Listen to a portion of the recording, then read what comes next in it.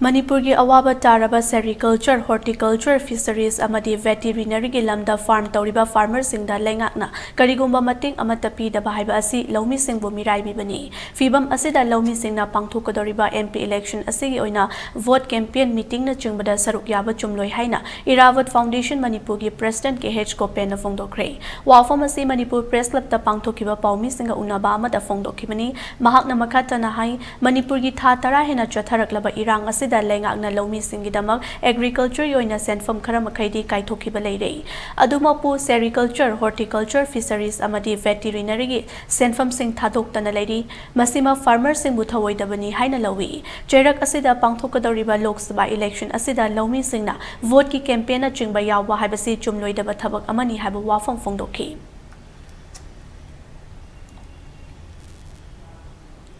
Misingna maroina handaki landa sida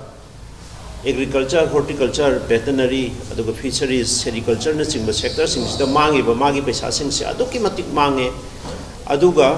agriculture gi oina di yamna pitba competition khara koi low uba yada ba mafam singi oina competition khara piragle koi hai ba competition sing di asisu koi yen ba gi process ta masima haure adubu laibak thibadi koi gi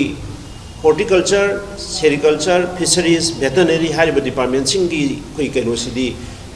sengi kanosidi competition na sidi koina department gi maikai dagi ni kharaga su haji pawba koi lupa ama bo khadorokti aduna horticulture gi sector sida mangi ba yam khraba lakh sing crore sing aduga fisheries da mangi ba crore mayam ama aduga sagi horticulture veterinary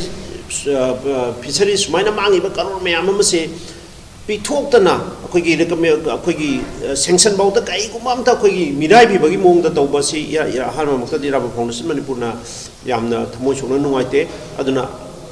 Masiki Pose, Atom Matamda, Kogi, Pasa, when a Kogi competition, Piranaba, Ambada, Apple Dogs again.